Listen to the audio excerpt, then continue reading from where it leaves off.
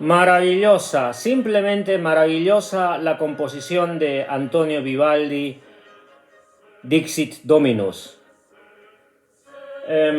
Y con esta composición comenzamos este aporte sobre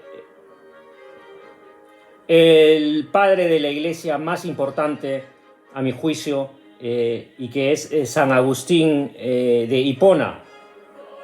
San Agustín nace como Aurelius Augustinus el 13 de noviembre del año 354 después de Cristo, todavía bajo el Imperio Romano, ¿no? Y fallece el 28 de agosto, supuestamente, del 430 después de Cristo. En estos 76 años, prácticamente longevo para la antigüedad, San Agustín desarrolla un pensamiento que es fabuloso. Yo debo señalar que esta persona, esta mente, es simplemente impresionante. Impresionante porque es que estaba... contenía algo así que yo lo llamo un origen de torbellino, en realidad. Es que era una tromba, estaba lleno de vitalidad, lleno de ideas y en realidad concretaba sus ideas, concretaba sus proyectos. Y uno de sus grandes proyectos, uno de sus proyectos vitales fue racionalizar el pensamiento cristiano. Toda la filosofía cristiana, todo el pensamiento cristiano y todo el pensamiento de la Edad Media es, sin lugar a dudas, producto de la incesante inquietud de Aurelio Augustino. Y la vida de una persona siempre está muy vinculada con su obra, y Aurelio Augustino, a quien hay que leer de todas maneras, ¿no? Siempre digo que hay que leer en primer lugar la Biblia y comprenderla, y también hay que leer a Nietzsche para refutarlo, y definitivamente hay que leer a San Agustín para comprender el curso de la historia, sobre todo de la historia europea, que es la que ha marcado definitivamente el curso de la humanidad. Muy bien. San Agustín nace en Tagaste, en Tagaste, que si no me equivoco, está en el territorio actual de Túnez, ¿no? del país mediterráneo. Y luego, con el tiempo, llegaría a ser arzobispo de Hipona, y por eso es conocido como San Agustín de Hipona. Pero él nació en Tagaste, y la experiencia, una de las experiencias más importantes de una persona con conciencia, es la casa paterna, y en todo caso la madre. Y la madre de San Agustín es también una tromba, ¿no? Es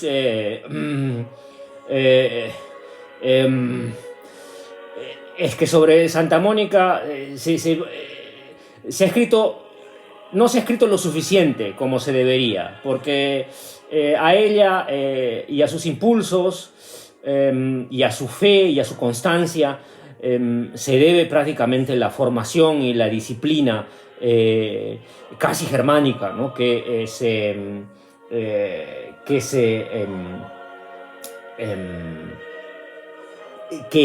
inspiró la vida y los instantes de San Agustín. Porque Santa Mónica se convierte temprano al cristianismo, y su gran interés es que su familia, su esposo, sus hijos también se conviertan, ¿no? También alcancen la salvación y la luz de Cristo, ¿no? Pero San Agustín, en realidad, en su juventud es bastante reacio es bastante, bastante aventurero, bastante activo. Y de esto lo sabemos según su propio testimonio, porque, y esto es lo que me parece impresionante en San Agustín, él es el primero, ¿no? No es Platón y no es Aristóteles, no son ellos quienes escriben una autobiografía, porque quizás no tenían... estaban más ocupados por el sumo bien y por el pensamiento filosófico que por su yo o por su derrotero. Y es precisamente San Agustín en el siglo cuarto, mejor dicho, quinto después de Cristo, que escribe prácticamente la primera autobiografía sistemática de Occidente, ¿no?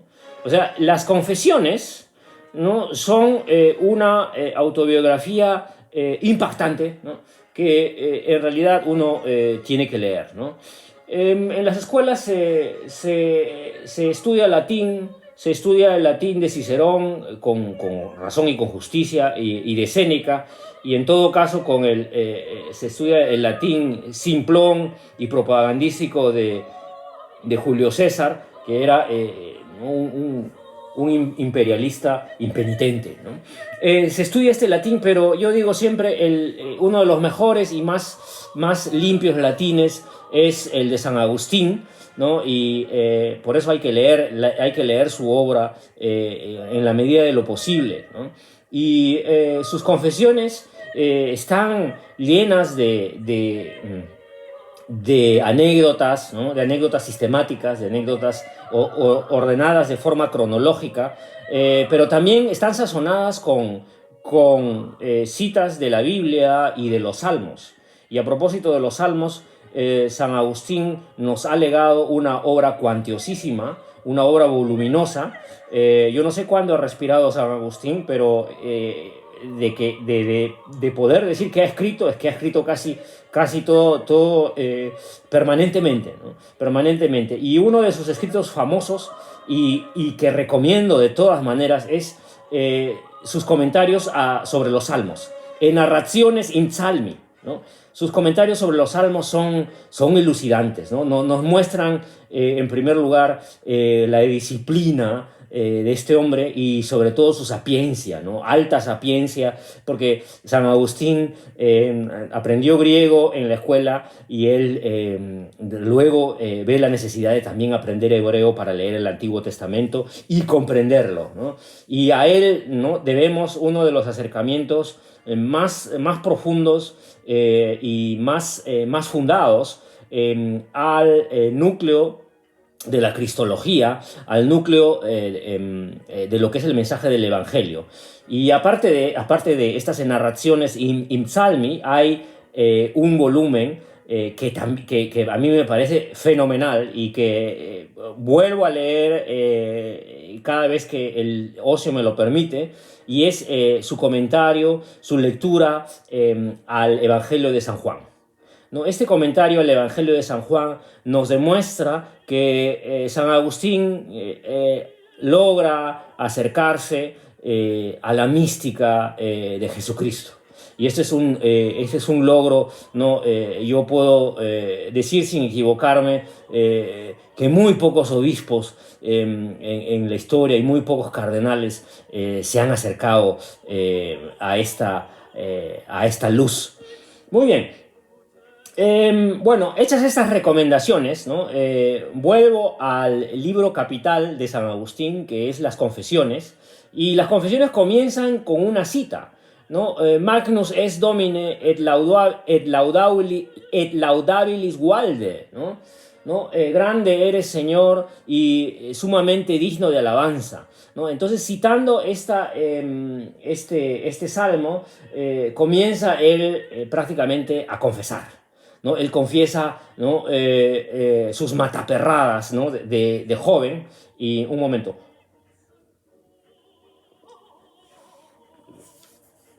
Porque San Agustín era de un espíritu muy travieso y muy activo en su juventud. Y nos cuenta, por ejemplo, algo que es famoso, ¿no? Es la escena de las peras, ¿no? Y nos cuenta que con su pandilla, con sus amigotes, ¿no? Ellos se iban a un huerto prohibido e iban a robar las peras, pero no iban a robar las peras porque estuviesen padeciendo hambre. Por el contrario, ¿no? San Agustín vivió en una clase más o menos acomodada, ¿no? Eh, no eran muy ricos, pero tampoco padecían miseria. Entonces él nos cuenta cómo va a robar las peras por el gusto de robar, ¿no? Y entonces él confiesa que muchos de los errores que él comete en su juventud son para experimentar, ¿no? El pecado, ¿no? Que quiere decir el error, ¿no? El pecado es una opción, ¿no? Voluntaria para cometer algo que se sabe que está prohibido. Y San Agustín confiesa que él lo hacía no por pecar, ¿no? O mejor dicho, o sea, pecaba por pecar, ¿no?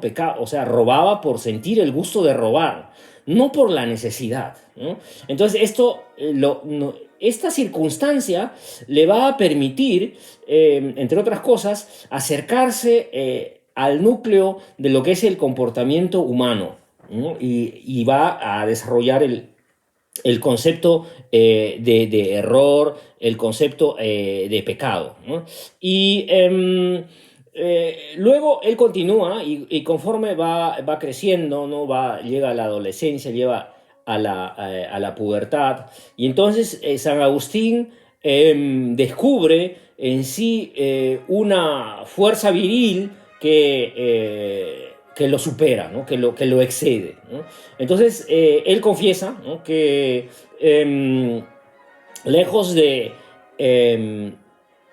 de vivir su sexualidad, mejor dicho, de vivir su impulso, ¿no? De vivir su instinto en el sacramento del matrimonio, ¿no? Él se iba por allí, ¿no? Se iba por allí buscando la diversión, buscando el placer, ¿no? Viviendo una vida disoluta, ¿no? Muy bien, esta confesión, ¿no? La hace eh, con mucho gusto, ¿no? A mí no, un tanto no me convence, ¿no? Debo decirlo, a mí me parece que es un poco, ¿no? Está excediendo sus aventuras, ¿no? Pero lo cierto es que su madre, Santa Mónica, siempre se preocupa por esta vida disoluta, en primer lugar. A Santa Mónica le gustaría que su hijo, ¿no? Que Agustín, ¿no? Augustinos, ¿no? Se encamine por una senda más correcta, más, más respetable, ¿no? Más honorable. Y, pero lo sorprendente, o sea, y eso es para mí algo que me pone siempre, eh, me hace dudar un poco eh, de la plena veracidad de lo que nos cuenta San Agustín, porque yo no creo, quiero explicar por qué, porque San Agustín en su juventud era muy disciplinado y muy ambicioso, ¿no? En el campo de las letras, ¿no? De tal manera que o sea, es una persona que es un joven que es ávido de lecturas, ¿no? Está picado por la ambición, ¿no? Por la fama, ¿no? Y él quiere lograr algo, ¿no? Y definitivamente quien se deja guiar tan solo por la lujuria, como él lo sugiere, al final se pierde en la lujuria y no logra construir toda una obra filosófico-literaria de semejante calidad, ¿no? O sea, en su juventud debió tener sus aventuras, pero yo pienso que no han sido tan exageradas como él las cuenta, ¿no? De lupanar en lupanar, etcétera. Claro que uno debe considerar que en el Imperio Romano y sobre todo en la decadencia del Imperio Romano, la, eh, eh, la corrupción, ¿no? La corrupción moral, ¿no? La inmoralidad era patente, ¿no? Pero, sin embargo, yo estoy seguro que en San Agustín, en el joven San Agustín, había mucho más luz, ¿no? Y mucho más bondad de lo que él admite. Ese es, ¿no? Y por eso, bueno, me gustaría mucho ¿no? Que lean, ¿no? Las confesiones de San Agustín para que ustedes se formen su propio juicio, ¿no? ¿No? A lo mejor me equivoco, ¿no? Y estoy tratando de leer entre líneas lo que no es, ¿no? ¿No? Leed las confesiones de San Agustín, que es, digo, algo interesante y sobre las que podríamos discutir horas enteras, ¿no? Porque cada capítulo que él cuenta es una aventura, es una aventura intelectual, en primer lugar, ¿no? Y quiero recordar, ¿no? Acabé hace poco, señalé que el latín de San Agustín es uno de los más lúcidos, ¿no? Uno de los más claros y elegantes, y en ello no exagero, o pienso que no exagero. Otros latinistas tendrán otra opinión, pero es que aquí alcanza el latín su culmen, ¿no? Perdón, es lo mismo que el griego de Platón, ¿no? Porque Platón escribe, Platón es el Shakespeare de la lengua griega, ¿no? Y en mi juicio, San Agustín logra niveles increíbles, ¿no? Es un literato muy talentoso, un escritor talentosísimo en realidad, ¿no? Y, tanto es así que los amantes de las publicaciones de Oxford, ¿no? Ven, Oxford tiene un lema, Dominus Illuminatio Mea, en un librito. Es un librito abierto con el lema Dominus Illuminatio Mea, ¿no? El Señor es mi iluminación, ¿no? El Señor es mi luz. Y este Dominus Illuminatio Mea prácticamente es un lema de San Agustín, ¿no? Es un lema que él va a plantear en esta obra breve pero valiosísima, que es de Magistro, ¿no? Él escribe una obra sobre el maestro, una obra que traduje al español y que em, em, y de la que elaboré una edición bilingüe que por ahí figura, pero que no he reeditado porque hay traducciones notables, ¿no? A las que no supero. Muy bien, en ese sentido, vemos pues San Agustín en sus confesiones nos muestra, o sea, trata de mostrar con sinceridad, ¿no? Todo lo que ha vivido, todo lo que ha pasado y también todo lo que ha pecado, ¿no? Entonces, quizás lo cuenta todo con ánimo de no omitir nada, ¿no? Pero yo creo que esto está lejos de un striptease espiritual como lo es en la actualidad en el siglo XX y en el siglo XXI, ¿no? Donde la gente cuenta cosas que no debería contar o que no le atañen a nadie, ¿no? Pero San Agustín nos cuenta lo que nos cuenta porque él quiere esclarecer cómo es que él llega a la luz de Cristo. Y esto es interesante que durante su periodo de educación y de posterior graduación, él prácticamente es un rétor, ¿no? Un ilustrado, podríamos decir un abogado, ¿no? Y eh, su inquietud espiritual es tan fuerte que no se acaba con el ejercicio de una profesión, ¿no? Aurelio Agustino, después de sus estudios, ¿no? Y después de su graduación, es una persona que tiene una profesión. Pero es que esta profesión no lo llena, ¿no? Y además no le impide, no lo cansa, no lo cansa. Porque hay gente que se sumerge en la profesión y que termina agotada por la profesión y que después ya no tiene energía para nada, ¿no? Pero San Agustín es más, es que la profesión lo frustra tanto que al final él se pone a buscar la verdad, se pone a buscar la verdad y él nos cuenta que él se hizo adepto de la secta de los maniqueos. Los maniqueos, que eran una secta que competía con el cristianismo, ¿no? Y que se remitía a un legendario fundador llamado Manes, ¿no? De ahí el nombre maniqueísmo, ¿no? Y en este maniqueísmo que muestra el mundo en blanco y negro, que muestra el mundo como una permanente pelea entre el bien y el mal, él permanece mucho tiempo, yo diría unos 5 o 6 años. Por favor, lean las confesiones y confirmen, ¿no? De todos modos, él permanece largo tiempo o el tiempo suficiente como para conocer los secretos de los maniqueos, ¿no? Es una persona iniciada, ¿no? en estos llamados misterios. Y yo tengo que recomendar, ¿no?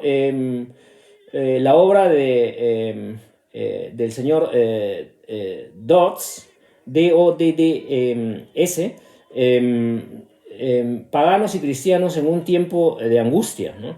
Porque Dodds es el que sabe más sobre esta época y él nos muestra que el ascenso del cristianismo no fue un camino de rosas, sino fue una vía muy difícil, sobre todo porque a pesar de la potencia elocuente de San Pablo, que difundió el cristianismo a lo largo y ancho del mar Mediterráneo y del Imperio Romano, el cristianismo tuvo que combatir o tuvo que primero resistir las persecuciones institucionales del Imperio Romano, y por otro lado tuvo que competir con religiones, con pseudo religiones y credos y sectas de la peor estofa en aquellas épocas, ¿no? Las sectas que, ¿cómo decir?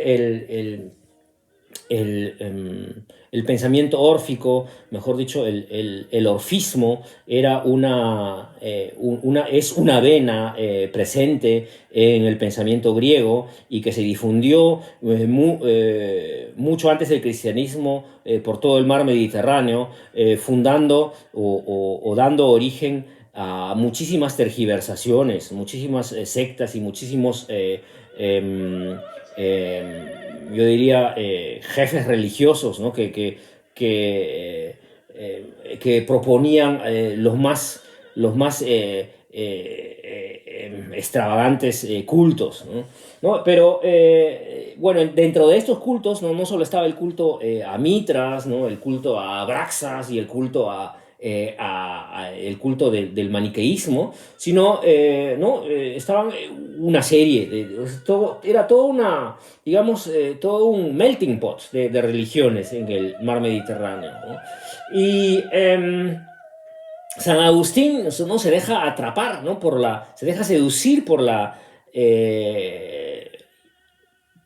simpleza explicativa del maniqueísmo, pero verdaderamente, ¿no? Él nos cuenta que fueron grandes maestros quienes lo reconducen, ¿no? O lo conducen o lo llevan de la mano a la luz del Evangelio, ¿no?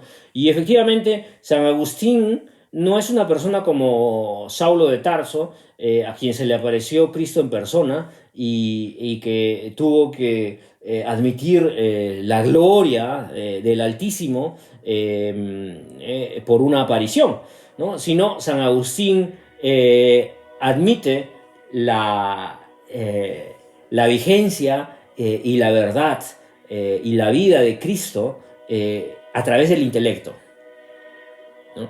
Esto es importante, y esto es lo que hace, ¿no? Y es que a este hecho se debe que el cristianismo sea la religión más filosófica, ¿no? Y digamos la religión más compleja que ha alcanzado la humanidad, ¿no? ¿No? Porque es que el cristianismo es una teología filosófica, ¿no? Y yo recomiendo siempre una historia de la filosofía en 3 tomos de la Biblioteca de Autores Cristianos. Los autores ¿no? eran religiosos muy letrados y muy ilustres. El nombre no lo tengo presente, lo pondré luego. Pero es que en esta historia de la filosofía, ¿no? se interpreta el desarrollo, ¿no? del pensamiento, ¿no? hacia la manifestación de la palabra, ¿no? Que de la palabra, del verbo sumo, que es ¿no? el verbo que hace, el verbo que genera milagros, el verbo taumaturgo y sanador, el verbo nutridor y alimentador, que es el verbo de Cristo. Pero, como digo, ¿no? San Agustín, ¿no? nos revela a través de su experiencia intelectual, ¿no? Digamos, de su odisea intelectual, ¿no? Cómo él llega a Cristo. Y lo que a mí me parece impresionante es que él no se queda en la contemplación, ¿no? Porque hay iluminados, hay creyentes, ¿no? Hay muchos cristianos que llegan a Cristo y se quedan embelesados, ¿no? Se quedan embelesados, se quedan en la contemplación mística, ¿no? Etcétera. Pero San Agustín se dio al trabajo. Se sentó al escritorio y empezó a escribir. Y una de sus primeras obras, ¿no? que es notable y que nos muestra la influencia de Platón y del platonismo en la obra de San Agustín, es el ya mencionado sobre el maestro, ¿no? De magistro, porque en él retoma San Agustín la idea del reconocimiento, de la anagnórisis, ¿no? ¿No? En el Menón, en el diálogo Menón, Platón había mostrado o había tratado de demostrar que el conocimiento ya está en uno mismo y que lo que uno hace es recordar, ¿no? Entonces lo que hace un maestro es ayudar al alumno, ¿no? A través de preguntas sagaces, a través de preguntas metódicas, a llegar al conocimiento que ya tiene en sí mismo, ¿no? ¿No? Es la teoría de la anamnesis. La anamnesis es el volver a recordar lo que se ha olvidado, recordar lo que el alma ha olvidado. Entonces, aprender es, según Platón, según el Sócrates del Menón, aprender es recordar el alma lo que ella había olvidado en el curso de su encarnación, etc., ¿no? ¿No? Y algo parecido es lo que desarrolla San Agustín en su teoría didáctica, en su teoría del aprendizaje, y que es que el alumno simplemente alcanza, ¿no? Una reiluminación, ¿no? La iluminatio, ¿no? Y es la iluminación, pero no es no es que el profesor, no es que el maestro sea la luz. El maestro no es la luz, el maestro que enseña al alumno no es el mismo la luz, sino el maestro es el que enseña la luz, o el que le ayuda al alumno a llegar a la luz, ¿no? O sea, ese es el concepto de iluminatio, que es una idea muy tierna, no, y debo decir, este libro está dedicado a su hijo Adeodato, ¿no? Porque San Agustín tuvo, de su relación prematrimonial, tuvo un hijo quiso mucho y a quien llamó Adeodato, ¿no? Es decir, el dado a Dios, el regalado a Dios, ¿no? Y Adeodato es prácticamente eh, eh, em, el compañero del maestro, ¿no? En este diálogo, porque la obra de Magistro es un diálogo, ¿no? Es un diálogo de modo platónico, ¿no? En el cual el maestro, ¿no?, le hace preguntas a Deodato y a Deodato responde, y poco a poco, con ayuda de esta mayéutica, de esta modalidad socrática, llega a conclusiones, llega a ver, llega a alcanzar conocimiento, ¿no? Que en realidad el conocimiento es reconocimiento, es reconocer, es volver a conocerse a sí mismo, es saber lo que uno ya tenía adentro. Cosa que es una idea maravillosa, cosa que es una idea en realidad platónica, ¿no? Que espiritualiza a la humanidad, ¿no? Porque nosotros no somos tridimensionales, ¿no? Si yo veo una fotografía, y en esa fotografía es en realidad todo bidimensional, ¿no? Pero es que la vida no solo es tridimensional en la realidad, donde podemos tocar y acariciar, ¿no? Sino la vida tiene muchísimas más dimensiones, y eso es algo que ya intuye San Agustín, ¿no? Y esa es la inquietud de San Agustín, ¿no? Y alcanzar esas dimensiones, ¿no? Y el único camino que él encuentra es la capacidad de su intelecto. Y es por medio intelectual, por medio de su pensamiento, que él trata de aclarar, ¿no? De aclarar, ¿no? Y lo interesante es que San Agustín está lleno de preguntas, al concepto de la teología, preguntas a Cristo, ¿no? Preguntas sobre la naturaleza divina, ¿no? O sea, preguntas sobre la eternidad, ¿no? Entonces, es una cosa es impresionante en realidad, ¿no? San Agustín abre dimensiones, o sea, abre dimensiones como muchísimos padres de la iglesia que yo, si alguna vez no vuelvo a nacer, ¿no? Voy a tratar de pasarme la vida leyendo la patrología greca y latina de Migne, ¿no? Porque en realidad son volúmenes, son como 300 volúmenes, ¿no? Volúmenes altos, ¿no? Y para estudiar ahí y ver todas las maravillas del conocimiento que hemos olvidado y que no leemos, ¿no? O sea, en realidad la humanidad ya tiene a disposición todos los instrumentos para alcanzar la felicidad, para alcanzar el conocimiento, pero es que no se utilizan esos instrumentos, ¿no? Sino, por el contrario, la humanidad es cubierta sobre un manto de ignorancia, sobre un manto de oscuridad, sobre un manto de engaños y de mentiras, ¿no?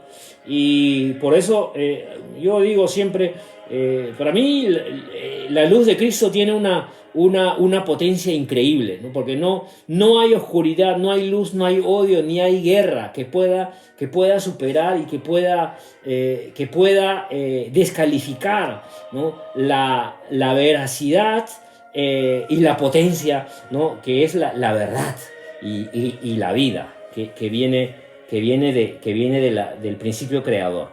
Y esto es una intuición que yo se la debo a San Agustín, ¿no? Se la debo no solo a mis lecturas y a mis propios estudios de la Biblia, sino se la debo a San Agustín, porque es que San Agustín nos demuestra de modo muy disciplinado, ¿no? El empeño por el estudio. Y por eso no es en vano que San Agustín es el patrón de los escritores, ¿no? de los intelectuales, ¿no? San Agustín, en realidad, yo digo, si San Agustín no hubiera seguido el camino cristiano, seguramente se hubiera convertido en uno de los poetas eróticos más afamados de todos los tiempos, ¿no? Porque es que ya tenía una vena, ¿no? Estaba picado en su juventud por la lujuria, como lo indiqué. Muy bien, ya voy en el minuto 35 y no tengo ni la cuarta parte dicha de lo que pensaba, porque estamos recién en el descubrimiento del cristianismo. Y lo que San Agustín ¿no? Cuenta, ¿no? Él trata de justificarse, ¿no? Él trata de justificarse porque en su juventud cometió tantos errores, ¿no? Y él dice, ¿no? Es que Señor, ¿no? Mi corazón estaba tan inquieto. Y hay una frase famosísima, ¿no? Et inquietum est cor nostrum donec requiescat in te, ¿no? Y nuestro corazón está inquieto hasta que repose en ti, Señor, ¿no? Y nuestro corazón está inquieto si no haya paz en ti. Y eso en realidad es una confesión de fe, ¿no? Es una confesión es una declaración de amor prácticamente, ¿no? No, Señor, en ti hallo la paz, en ti hallo la tranquilidad, ¿no? Tu presencia y tu realidad mitiga todo el tráfago de mis experiencias, todo el tráfago de mis errores, ¿no? Y en ese sentido yo digo, San Agustín no se perdona nada, ¿no? San Agustín es muy severo consigo mismo, no se juzga, a mi juicio se juzga muy duramente, porque en él yo reconozco una bondad y una capacidad creativa y sobre todo una laboriosidad incontrastable. O sea, yo a veces me pregunto qué habría hecho San Agustín, ¿no? Es lo mismo de Aristóteles, ¿no? ¿Qué habrían hecho estos genios, ¿no? Estas esfinges, ¿no? De la humanidad si hubieran tenido los ordenadores que ahora nosotros tenemos a disposición, ¿no? Es que no habrían dejado de trabajar, hubieran tenido 5 ordenadores trabajando al mismo tiempo, ¿no? Como yo lo hice en alguna época, pero no me sirvió de mucho.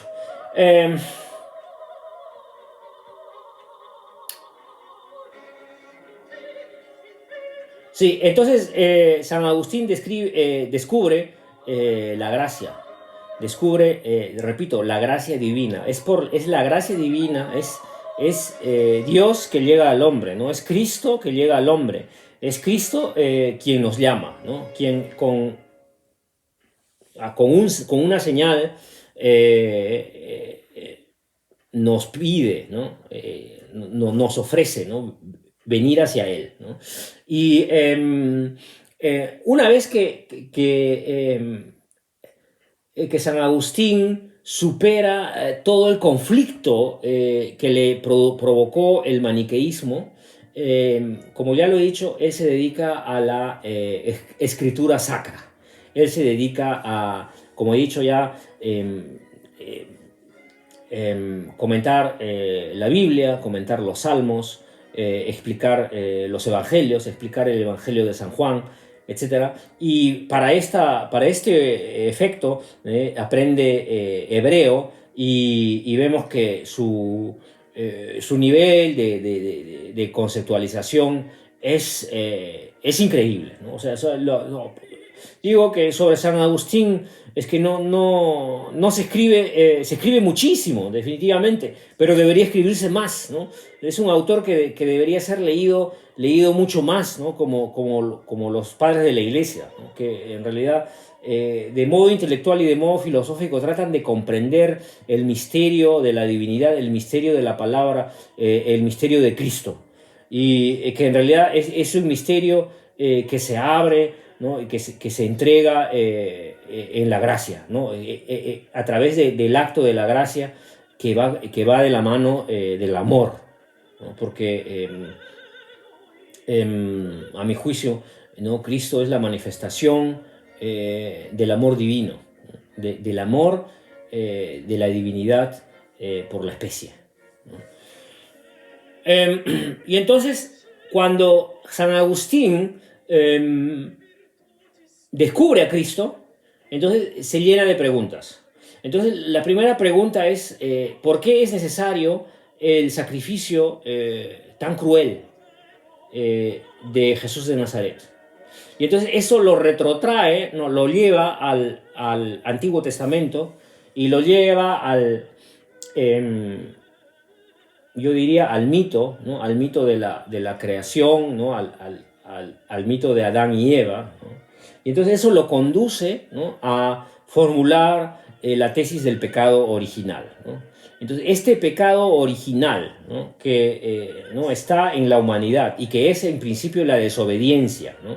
El alejamiento de Dios, el alejamiento de la voluntad de Dios, el alejamiento de la proximidad de Dios, ¿no? En esta desobediencia, ¿no? El ser humano, Adán y Eva, prácticamente optan por otro camino, ¿no? Por un camino escabroso y azaroso y lleno de dolor.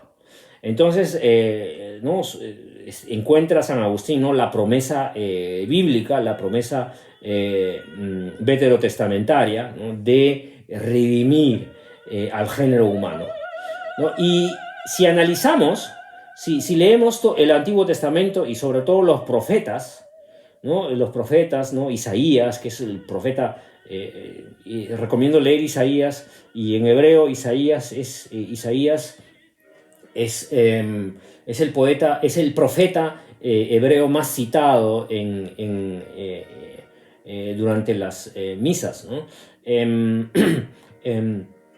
Isaías es el Shakespeare de la lengua hebrea, ¿no? Entonces hay que leerlo de tal manera, ¿no? Entonces Isaías, ¿no? Dice, no promete, ¿no? Va a venir un Salvador, ¿no? Emanuel, ¿no? Dios con nosotros, ¿no? Y nacerá de una virgen y nacerá en Belén. Y lo mismo Ezequiel, y lo mismo Jeremías, y etcétera, y la mayor parte de los poetas, ¿no? Que prometen un acto soteriológico, una intervención de la divinidad, ¿no? ¿No? Un problema que, en segundo lugar, ocupa mucho el pensamiento de San Agustín es el problema del reino de Dios, ¿no? Porque si vemos la presencia de Cristo, ¿no? Y ¿no? Cristo, rey de los judíos, ¿no? Vemos que el rey de los judíos no tiene acceso a su reino, no asciende al trono. Entonces, no es el reino de Cristo no es un reino temporal, se pregunta San Agustín. ¿Qué calidad tiene el reino de Cristo? ¿No? Es una entidad espiritual, ¿no? ¿Qué calidad tiene la ciudad de Dios? Y en ese sentido, él, para interpretar la historia de la humanidad, él escribe una obra voluminosa, ¿no? Que es La ciudad de Dios, en efecto, de Civitate Dei, ¿no? Y en esta obra, San Agustín trata de interpretar, ¿no? El sentido de la historia. Y es una obra que tiene una fuerza, un vigor increíble, ¿no? Y que muchísimos filósofos, pero no suficientes, ¿no? Han retomado en la Edad Media, no por último Santo Tomás de Aquino. Yo digo, esta interpretación de la historia humana tiene solo comparación con el esfuerzo que realizó Hegel, ¿no? Capitán del idealismo alemán, ¿no? En su Geschichtsphilosophie, ¿no? En su filosofía de la historia, ¿no? Porque en realidad lo que hace San Agustín es interpretar, ¿no? Tratar de interpretar la historia de la humanidad desde el punto de vista filosófico, ¿no? Y es una realización, es un camino, según San Agustín, es un camino hacia la ciudad de Dios, hacia la realización del reinado de Cristo. Y en realidad con esta frase, prácticamente él está programando el derrotero de la Edad Media, porque en la Edad Media los reinos llamados cristianos, ¿no? Los reinos cristianos nominales europeos, ¿no? Tratan de, ¿no? O sea, primero se remiten a la fuerza y a la palabra de Cristo, en primer lugar, y tratan de establecer un reinado, ¿no? Y por eso se dice Sacro Imperio Romano Germánico, ¿no? Y por eso los reyes de la Edad Media, ¿no? Son reyes por voluntad de Dios, ¿no? Se refieren siempre a la voluntad de Dios, la legitimidad del gobierno de los reyes de España, de Francia, de Inglaterra, es de origen divino, ¿no? Ellos se remiten a la divinidad. Y esto proviene, no es una idea que Carlomagno y los teólogos en torno a Carlomagno toman de San Agustín. Muy bien, otra obra que San Agustín en realidad que no me cansaré de leer y de loar y de recomendar es De Trinitatis, ¿no? Sobre la Trinidad. Y sobre la Trinidad, sobre la Santísima Trinidad, Se han escrito cuantísimas obras, cuantísimos tratados, pero este tratado es muy notable, ¿no? Porque San Agustín trata de comprender la naturaleza de Cristo, ¿no? Y en realidad este problema, ¿no? Es uno de los problemas centrales de la cristiandad eh, temprana, ¿no? Cristo, ¿no? Cristo es hijo de Dios, y si es hijo de Dios, ¿es Dios él mismo? ¿Tiene naturaleza divina o es solamente hombre, ¿no? Entonces, esta gran pregunta, ¿no? ¿No? En el principio, en los primeros siglos de nuestra era, motivó muchos altercados, muchas discusiones, ¿no? Aún entre los propios cristianos, aún entre los allegados eh, más creyentes, ¿no? Y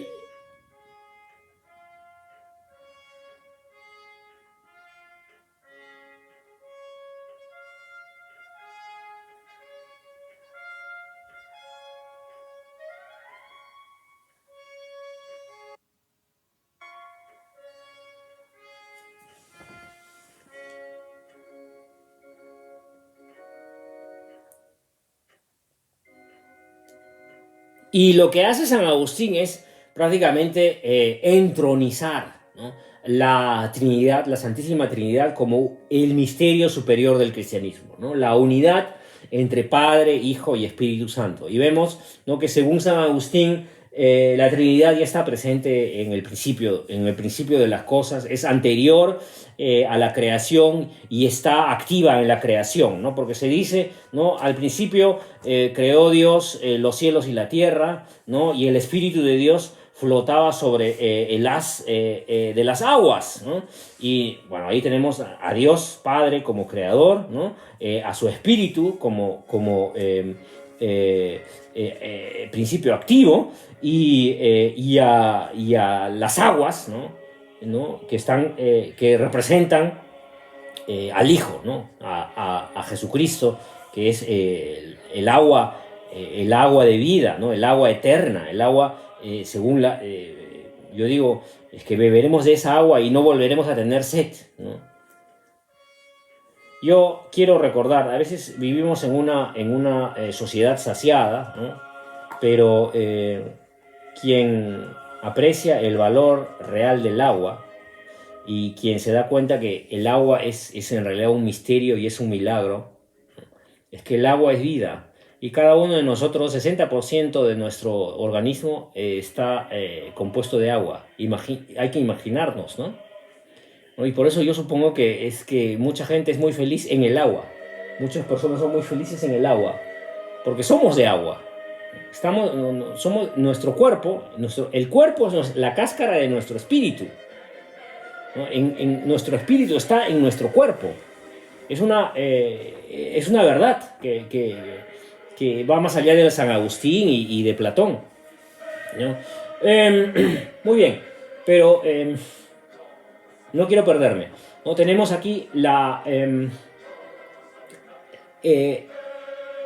presencia, ¿no?, de la Trinidad, Padre, Hijo y Espíritu Santo, ¿no?, como energía, ¿no?, como dinámica, como interacción en la divinidad. Entonces tenemos que San Agustín comprende a la divinidad no como un ente monolítico, sino como una dinámica, como una interacción. Esto es como una familia en realidad, ¿no? Es como, ¿no? Padre, Hijo y Espíritu Santo. Y bueno, sobre este misterio podríamos decir muchas cosas, pero quiero aquí mencionar una anécdota que se cuenta, es una leyenda que se cuenta sobre San Agustín, que paseando por las playas, paseando en las orillas, y cavilando sobre la naturaleza de la Santísima Trinidad, se encontró con un niñito, con un pequeño que estaba cavando un hueco en la arena, y le pregunta al niño, pero niño, ¿qué estás haciendo? Y el niño le dice, bueno, estoy tratando de meter toda el agua del mar en este hueco. Y San Agustín le increpa y le dice, pero que eso es imposible, ¿no? ¿No? Y entonces el niño le responde, no, pues esto es más fácil, sería más fácil meter toda el agua del océano en este hueco, ¿no? Que todo el misterio de la divinidad en tu mente, ¿no? Y entonces, no, eso debe enseñarnos a ser un poco más humildes, ¿no? Porque en realidad, si este universo, si vemos el universo como es, ¿no? Si fuéramos capaces de ver el universo desde afuera, y estamos adentro, estamos muy metidos adentro, ¿no? Y no lo podemos ver desde afuera, pero estaríamos en la maravilla, ¿no? O sea, es una maravilla. Es una maravilla de luces y colores y de formas de generación de destrucción es una maravilla, en realidad. Es una maravilla en el tiempo, ¿no? En los millones de años, ¿no? Es una maravilla de la luz. Y es que esto, definitivamente, esta maravilla tiene un origen, tiene un principio generador. Y yo, que apenas, ¿no? Que ni siquiera soy capaz de comprenderme a mí mismo, ¿no? ¿Cómo voy a poder comprender? No, y señores, ¿no? Las personas que tienen una vida de pareja, ¿no? Que sean sinceros, ¿no? Y dígame alguien, que venga alguien y me diga que es capaz de comprender verdaderamente a su pareja, ¿no? El otro ser humano, si un ser humano sencillo, ¿no? ¿No? Es un misterio para mí, entonces ¿cómo yo voy a querer comprender el misterio de un ángel o el misterio de un ser tremendamente superior, ¿no? Y para mí la certeza de que hay una inteligencia superior ¿no? Yo siempre, a lo mejor soy muy ignorante, pero siempre me he encontrado con gente mucho más inteligente que yo y siempre he buscado su compañía, ¿no? Siempre he buscado su compañía, su instrucción, su conversación, ¿no? Y yo los aseguro, ¿no? Que siempre uno va a encontrar a una persona más inteligente, ¿no? Y es que la inteligencia tiene sus grados. Y acá estoy prácticamente citando a Santo Tomás, Santo Tomás de Aquino, que desarrolla unas 5 vías para probar la existencia de Dios. Y una de esas vías es prácticamente la gradación, ¿no? ¿No? La gradación, los niveles, ¿no? de calidad, ¿no? Que siempre va a haber algo mejor, que siempre va a haber algo superior, ¿no? Y si tomamos la inteligencia, ¿no? Vamos a ver que siempre hay algo inteligente y que debe haber algún principio superior e inteligentísimo, sumamente, ¿no? El intelecto del intelecto, ¿no? Esa es una cosa, ¿no? Y si le identificamos con el sumo bien de Platón, ¿no? Si nos imaginamos que esa inteligencia suprema es bondad suprema, entonces ahí tenemos a Dios, ¿no? Y entonces en ese misterio podemos decir, vamos a volver como San Agustín y vamos a decir, es que en ti podemos alcanzar la paz y la tranquilidad, ¿no? ¿No? Inquietum est cor nostrum donec requiescat in te. Inquieto estará nuestro corazón hasta que repose en ti. Y esa es una de las grandes inquietudes, ¿no? Yo cito siempre a los santos y a los místicos, ¿no? Que nos acercan a intuiciones, ¿no? Siempre, yo digo, la música me acerca a lo divino, ¿no? La poesía me acerca un tanto a lo divino. La poesía es la búsqueda del ser humano, ¿no? Es un acercamiento a lo divino a través de la palabra, ¿no? Es el intento de acercarnos a lo divino a través de la palabra. Por eso yo digo que no hay malos poemas ni hay malos poetas, ¿no? Todos están buscando a través de su palabra algo trascendente, algo superior, una cercanía, ¿no? Algo que se puede encontrar inclusive en Vallejo, en la poesía de Vallejo, porque Vallejo es una persona que ha perdido la fe, que se ha perdido en los laberintos de la fe y que está desconcertado, ¿no? Yo no puedo decir que San Agustín no estuvo satisfecho al final de su vida con su obra escrita. Pero si él no estuvo satisfecho, por lo menos nosotros debemos sentir la gratitud, ¿no? Porque yo digo, he pasado horas interesantes, mucho tiempo leyendo a San Agustín, muy entretenido, y ese tiempo me ha enriquecido mucho, me ha distraído de cometer errores, de cometer barrabasadas, ¿no? Eso es uno.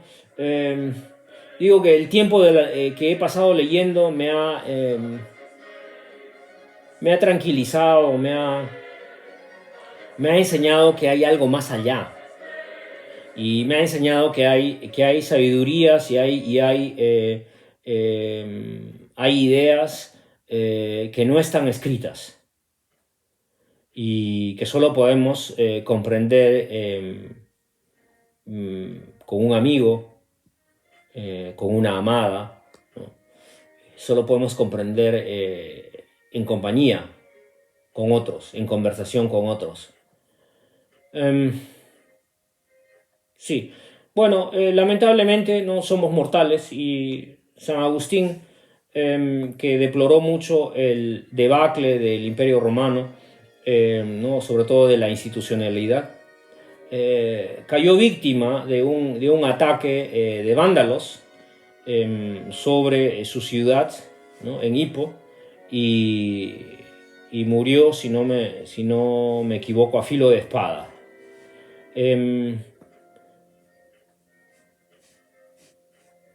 Y no sé cómo lo habrá pensado él, pero a lo mejor, como dijo San Pablo, ¿no? Mejor dicho, San Pedro, es que yo no soy digno de morir como mi maestro, ¿no? Y por eso solicitó San Pedro ser crucificado boca abajo, ¿no? ¿No? En ese sentido, seguramente San Agustín pensó, en ese sentido, estoy sacrificado por los humanos, ¿no? Como lo fue mi maestro, ¿no? Y es que ese es uno de los grandes misterios de la humanidad, ¿no? Lo que hemos hecho, lo que ha cometido la humanidad, eh,